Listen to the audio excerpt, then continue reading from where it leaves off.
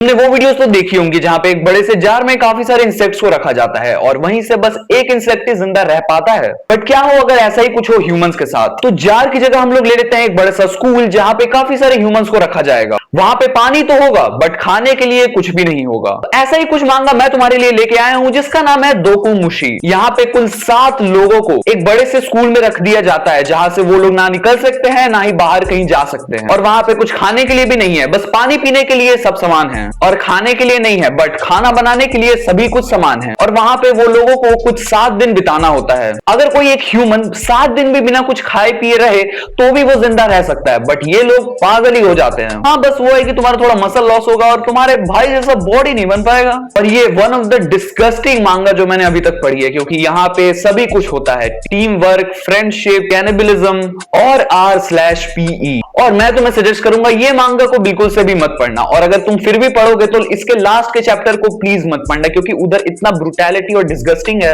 Known and November को अब हर साल करने लगोगे, 12 के 12 महीने। तो ये मांगा में टोटल 33 चैप्टर्स है, तो मैं सभी चैप्टर्स को कवर नहीं करूंगा क्योंकि काफी सारे चैप्टर्स बहुत ही फालतू है, क्योंकि वहां पे ज्यादातर टाइम पे यही हो रहा होता है। बट कुछ लोगों को अगर ये फिर भी जानना है कि ये मांगा पढ़ने लायक है भी कि नहीं, तो मैं कुछ लास्ट के कुछ चैप्टर्स को कवर करूंगा जिससे स्टोरी तुम्हें समझ आ जाएगी फुल्ली। फिर तुम डिसाइड कर सकते हो तुम्हें ये पढ़ना है कि नहीं, बट मैं तुम्हें सजेस्ट करूंगा बिल्कुल से मत पढ़ना। तो सबसे पहले हम लोग जो कैरेक्टर देखते हैं उसका नाम होता है इसाका योकितो। ये एक नॉर्मल सा सैलरीड मैन है और ये 28 साल का है। और दूसरे बंदे का नाम होता है ची तोकोशियो और ये फैक्ट्री वर्कर है, बट इसका एक पहला पास्ट भी रह चुका है जहां पे इसका कैरेक्टर के बारे में तुम ऐसे जान सकते हो कि इसने एक बार अपने गाड़ी में ही अपने गर्लफ्रेंड के साथ कुछ काम करना शुरू कर दिया था, जिसकी वजह से उसके सामने एक फैमिली आती है और इनका एक्सीडेंट हो जाता है और उस फैमिली के साथ उनका एक बच्चा भी होता है। तो ये बंदा क्या करता है, उस फैमिली की गाड़ी को इतना बार टक्कर मारता है कि वो लोग मर ही जाते हैं। और उसके बाद इस बंदे को हर रात में वो लोग दिखाई देते हैं और ये काफी ज्यादा डर जाता है, जो डरना भी चाहिए।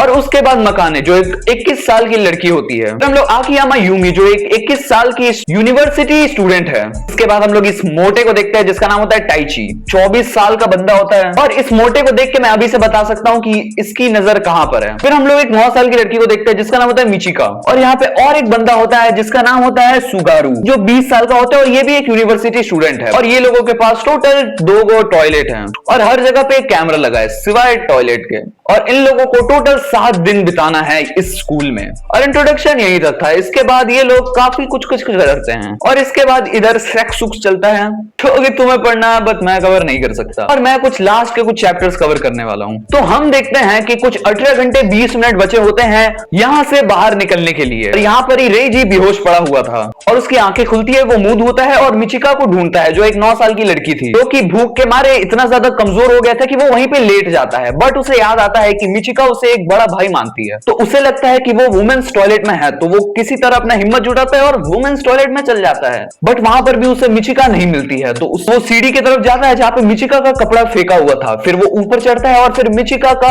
सर का बाल भी गिरा हुआ था, तो वो फिर घबरा जाता है और फिर रूम के सामने जा रहा था जहां उसके सामने 4 लड़के मरे हुए थे। जो यहाँ पे 7 बंदे आए थे वहां से 4 बंदे अभी मर चुके हैं और उनका कुछ ये हालत है। वो फिर रूम के अंदर देखता है तो वही सैलरीड पर्सन को देखता है, वो मिचिका के ऊपर खड़ा है, जोर से चिल्लाता है और वही बंदा पीछे घूमता है। तो सैलरीड मैन जिसका नाम इसाका था वो पीछे घूमता है। इसाका ट्राई करता है रेजी को मारने का, बट वो मार नहीं पाता है। रेजी मिसाका का वेपन उठाता है और उसी पे दाम देता है और बोलता है कि तू इसके साथ क्या किया था। तो फिर मिसाका एक फ्लावर निकालता है जहां पे इसमें पॉइजन होता है, अगर वो सेजी को उससे टच कर दिया तो वो पॉइजन से सेजी मर भी सकता है। हम लोग देखते हैं कि कैमरे से कोई इनको मॉनिटर भी कर रहा है। फिर इसाका मिचिका पर पैर से अटैक करता है। इसके बाद मिचिका का हालत भी काफी ज्यादा खराब हो जाता है, जिसके बाद बंदा का कुछ ये रिएक्शन है। फिर ये दोनों थोड़ा सा भिड़ते हैं और फिर रेजी इसाका का उंगली ही काट देता है। और फिर इसाका सेजी पे जैसे ही टच करने वाला होता है वो फ्लावर जिसमें पॉइजन था, सेजी वेपन उठा के इसाका को ही काट देता है, जिसके बाद ब्रदर इज डूम्ड।